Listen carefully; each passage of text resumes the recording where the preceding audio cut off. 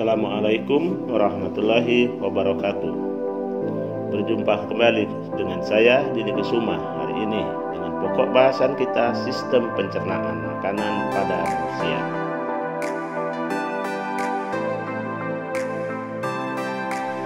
Perhatikan gambar berikut ini. Pada gambar, apakah kalian mengetahui apa nama organ pada gambar tersebut? Lalu apa fungsinya? Gambar tersebut merupakan salah satu organ yang dimiliki oleh manusia, yaitu lambung. Organ yang berfungsi mencerna makanan baik secara fisik maupun secara kimiawi. Salah satu ciri makhluk hidup adalah memerlukan zat makanan. Zat makanan merupakan sumber energi atau penghasil tenaga. Makanan juga berfungsi sebagai zat pembangun. Kemudian merupakan pengatur proses-proses yang bertanggung jawab di dalam tubuh.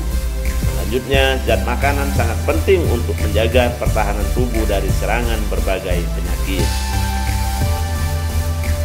Apakah kalian tahu apakah makanan yang baik? Makanan yang baik adalah makanan yang dapat menjaga kesehatan tubuh. Syarat makanan yang baik adalah makanan harus higienis, bergizi, mudah dicerna, dan makanan harus cukup mengandung garam mineral serta vitamin. Zat-zat makanan. Secara garis besar, zat-zat makanan dikelompokkan menjadi 6 macam. Yang pertama, karbohidrat. Karbohidrat atau juga disebut hidrat arang merupakan senyawa organik yang mengandung unsur karbon, hidrogen, dan oksigen. Kedua, protein. Protein merupakan senyawa organik kompleks yang tersusun atas karbon, hidrogen, oksigen, dan nitrogen. Kadang-kadang mengandung unsur belerang dan fosfor. Lemak. Lemak merupakan senyawa organik yang mengandung unsur karbon, hidrogen, dan oksigen. Kemudian mineral, vitamin, serta air.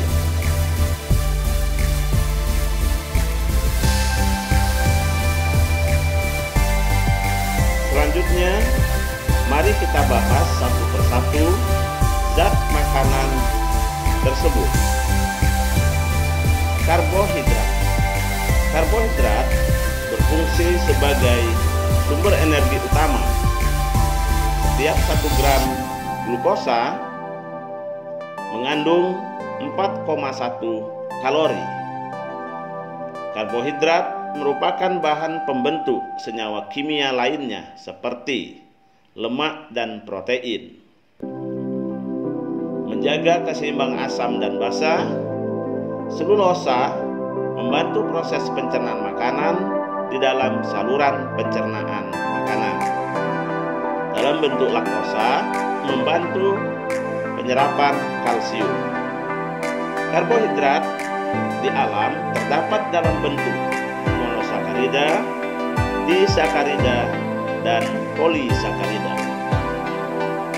Beberapa contoh karbohidrat yang berasal dari umbi-umbian seperti talas, ubi kayu, kentang. Dalam bahan makanan sehari-hari, karbohidrat berupa nasi, roti, dan lainnya.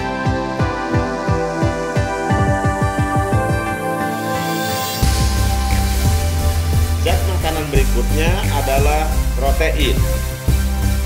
Protein di alam terdapat dalam bentuk protein nabati yang berasal dari tumbuhan dan protein hewani yang berasal dari hewan.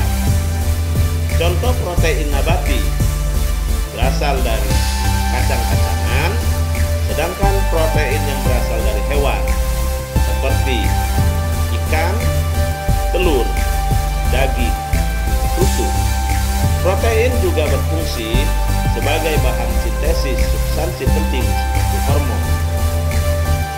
Di dalam tubuh, protein digunakan untuk perbaikan, pertumbuhan, pemeliharaan struktur sel, jaringan, dan organ tubuh. Protein juga dapat sebagai sumber energi. Setiap 1 gramnya menghasilkan 4,1 kalori. Selain itu, protein menjaga keseimbangan asam basa cairan tubuh dan pemeliharaan tekanan osmotik di dalam tubuh.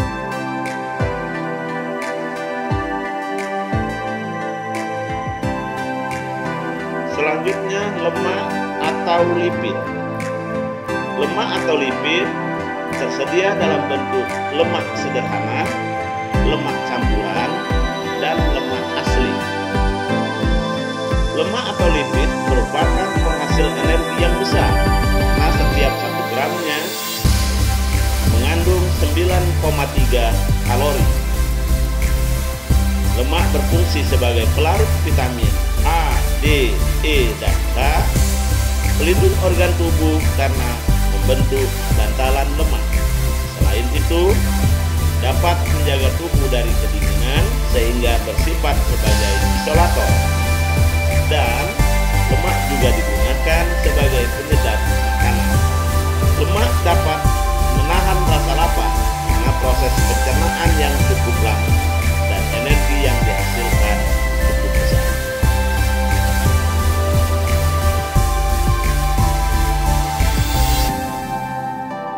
Berikutnya, vitamin. Vitamin adalah substansi yang diperlukan untuk kehidupan dengan komposisi yang terdiri atas gugus amino. Berdasarkan zat pelarutnya, vitamin dibagi menjadi 2 jenis. Yang pertama, vitamin yang larut di dalam air, yaitu vitamin B dan C, dan yang berikutnya adalah vitamin yang larut di dalam lemak, yaitu vitamin A, D, E, dan K. Vitamin mempunyai ciri-ciri, yaitu suatu substansi organik yang tidak dapat disintesis oleh tubuh, diperlukan untuk pertumbuhan dan pemeliharaan kehidupan, serta berfungsi sebagai zat pengatur. Vitamin banyak terdapat pada buah-buahan dan sayuran. Berikutnya adalah nama-nama vitamin, rumus kimia, sumber, fungsi, serta akibat kekurangan vitamin tersebut. Untuk lebih jelas, dapat dilihat pada tabel berikut ini.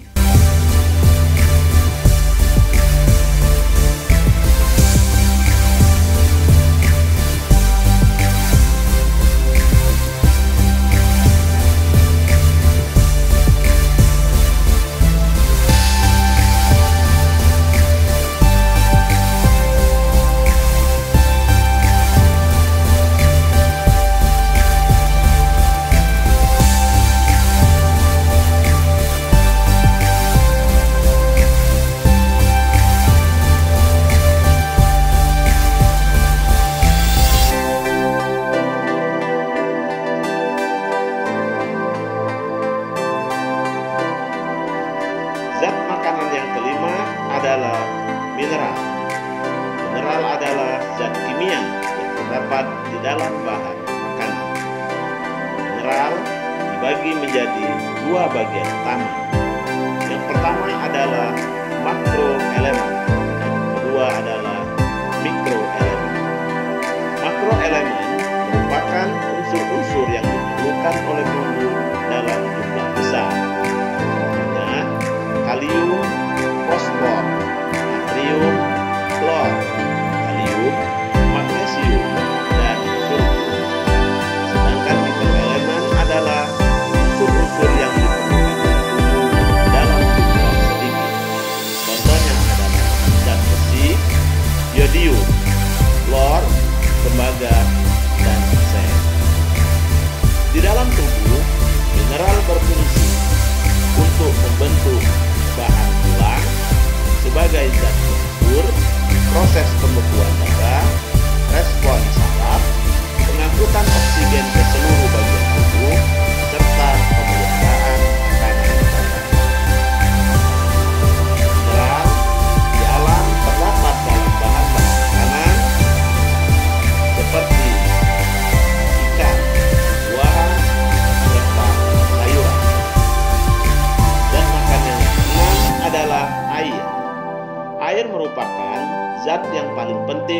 banyak kegunaannya.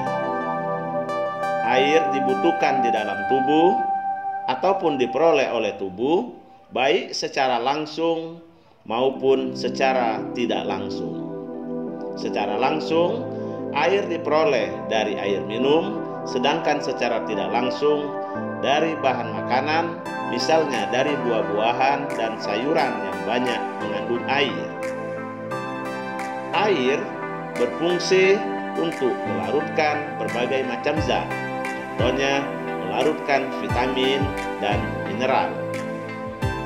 Selain itu, air juga berfungsi mengangkut zat lain dari sel ke sel atau dari jaringan ke jaringan yang lainnya. Selain itu, air juga menjaga stabilitas suhu tubuh.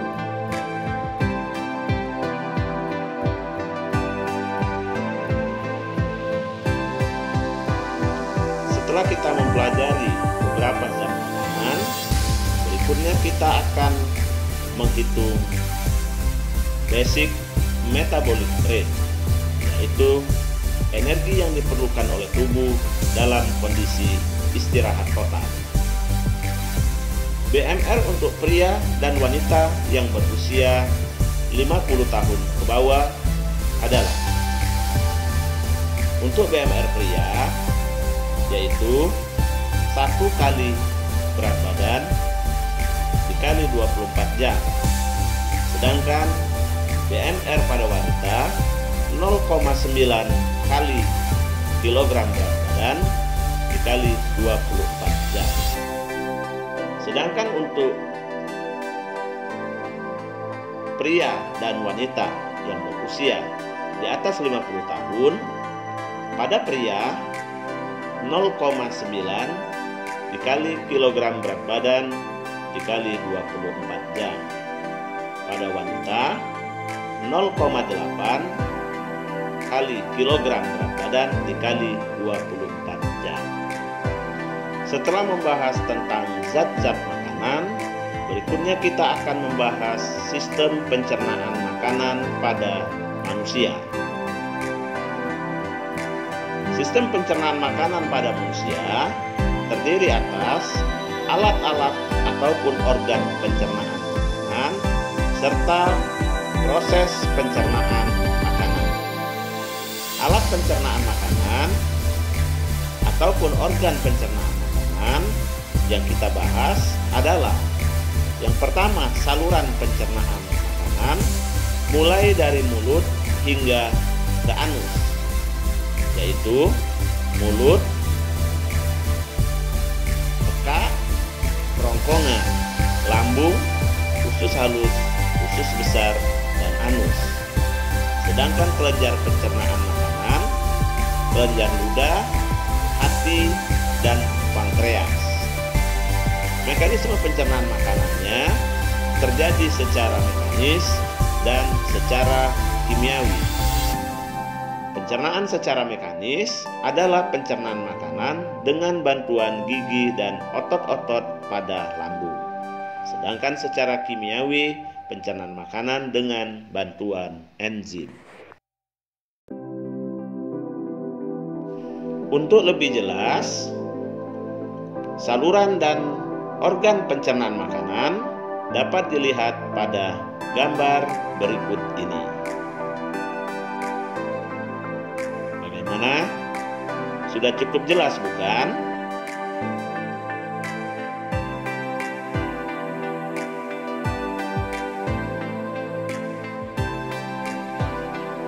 Selanjutnya kita akan membahas satu persatu saluran pencernaan makanan pada manusia. Yang pertama adalah rongga mulut. Di rongga mulut, proses pencernaan dibantu oleh gigi, lidah, dan kelenjar ludah.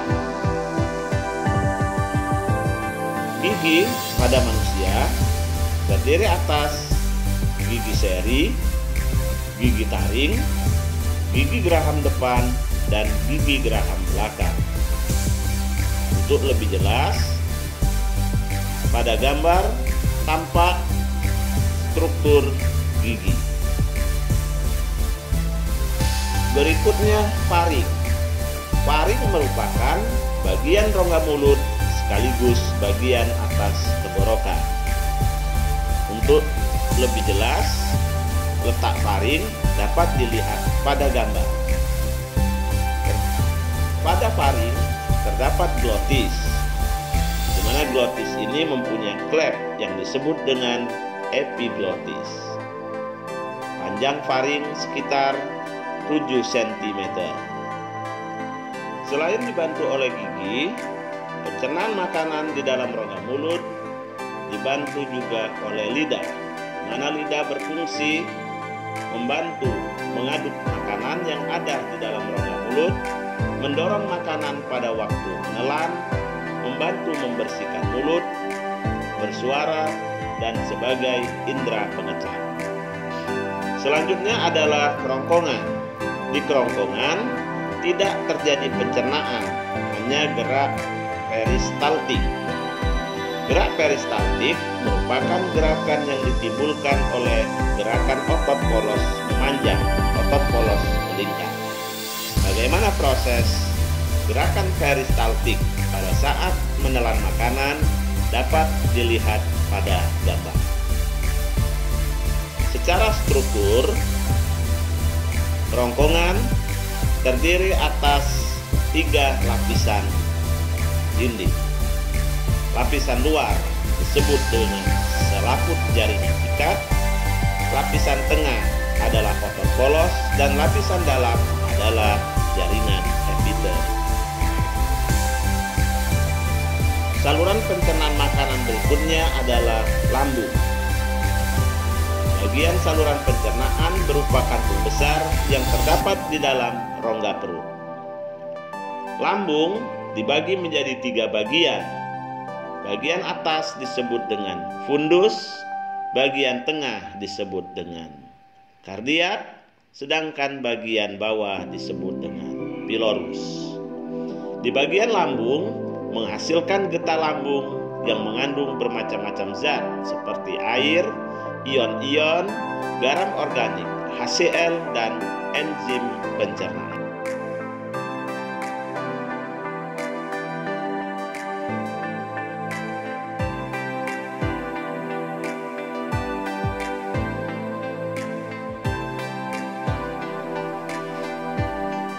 Beberapa faktor yang mempengaruhi produksi getah lambung, antara lain jumlah makanan yang masuk ke dalam lambung, serta dipengaruhi psikologi emosi. Lambung menghasilkan getah lambung berupa asam lambung atau dikenal dengan HCl.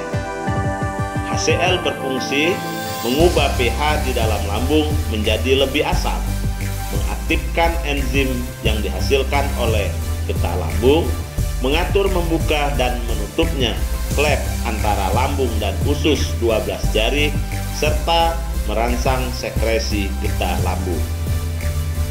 Selanjutnya, usus halus. Usus halus panjangnya sekitar 8,25 meter. Pencernaan yang terjadi hanya pencernaan kimiawi saja. Untuk lebih jelas, gambar usus halus dapat dilihat pada gambar berikut ini. Usus halus dibagi menjadi 3 bagian utama. Yang pertama, usus 12 jari atau duodenum, usus kosong atau jejunum, usus penyerapan atau berikutnya adalah usus besar. Di usus besar terjadi penyerapan air atau reabsorpsi. Fungsinya mengatur agar feses tidak terlalu keras ataupun terlalu lembek.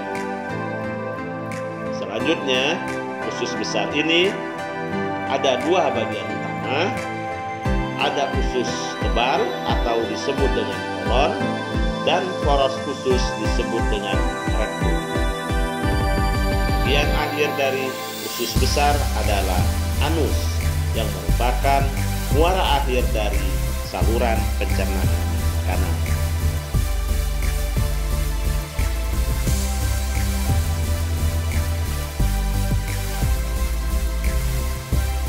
Berikutnya adalah kelenjar-kelenjar yang berfungsi membantu dalam sistem pencernaan makanan. Kelenjar yang pertama adalah kelenjar ludah. Kelenjar ludah terdapat di dalam rongga mulut. Kelenjar ludah ada 3. Untuk lebih jelas dapat dilihat pada gambar. Yang pertama adalah glandula parotis atau kelenjar ludah yang berada di dekat telinga. Yang berikutnya adalah glandula submandibularis, yaitu kelenjar ludah di bawah rahang bawah. Dan yang berikutnya adalah glandula sublingualis, yaitu kelenjar ludah yang terletak di bawah lidah.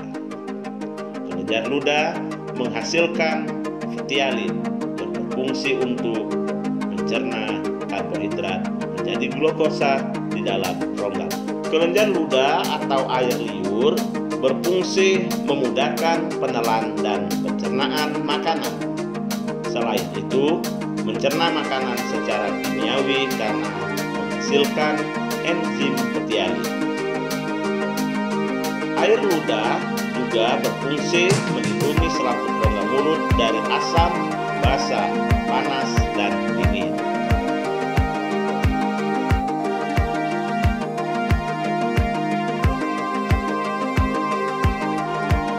Kelenjar pencernaan berikutnya adalah pankreas.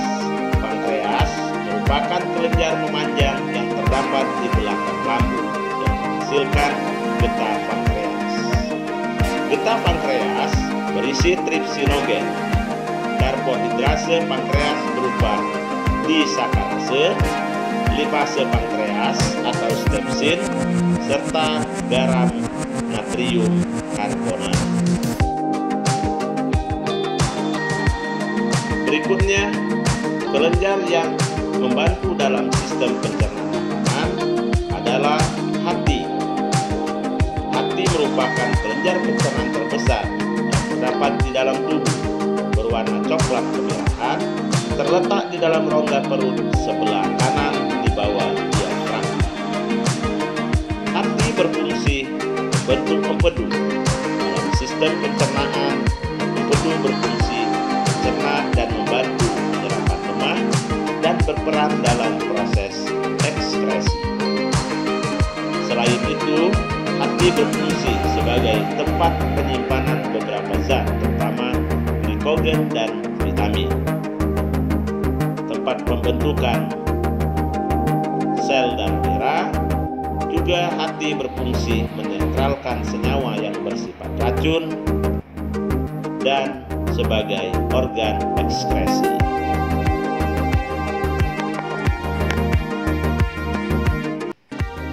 Berikutnya adalah sistem pencernaan pada hewan memamia. Pada hewan ini memiliki struktur khusus pada sistem pencernaan, yaitu gigi seri mempunyai bentuk yang disesuaikan untuk menjepit makanannya berupa rumput.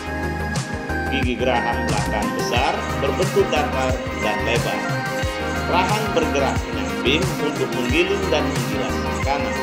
Mempunyai lambung dengan struktur yang kompleks terdiri atas 4 ruang, yaitu rumen, retikulum, omasum, dan abomasum.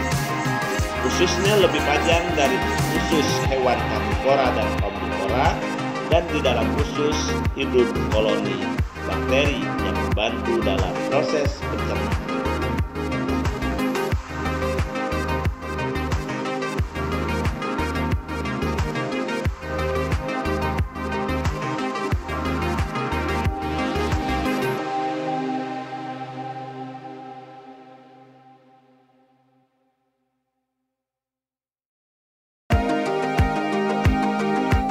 Untuk lebih jelas bagaimana bentuk saluran pencernaan pada hewan memamia dapat dilihat pada gambar berikut ini.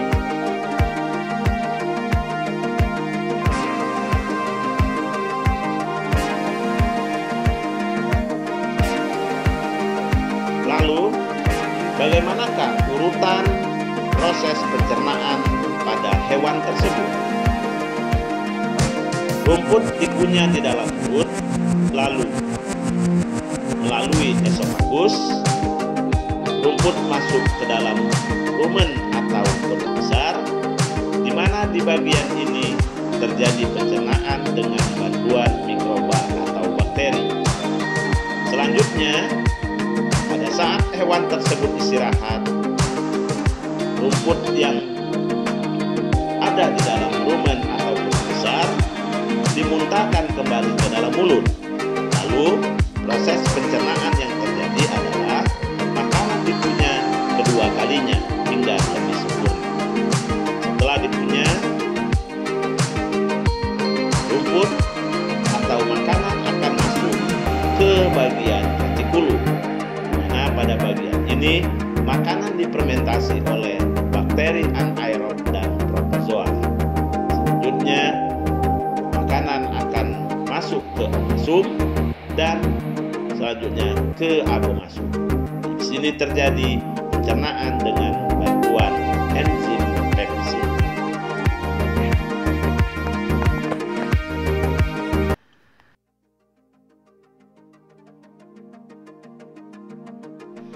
Pada bagian akhir pembelajaran kita mengenai sistem pencernaan pada manusia adalah kelainan dan penyakit pada sistem pencernaan manusia. Ada beberapa kelainan dan penyakit pada sistem pencernaan, yaitu diare, peritonitis, kolik, parotitis, konstipasi, apendiksitis, ulkus, seros,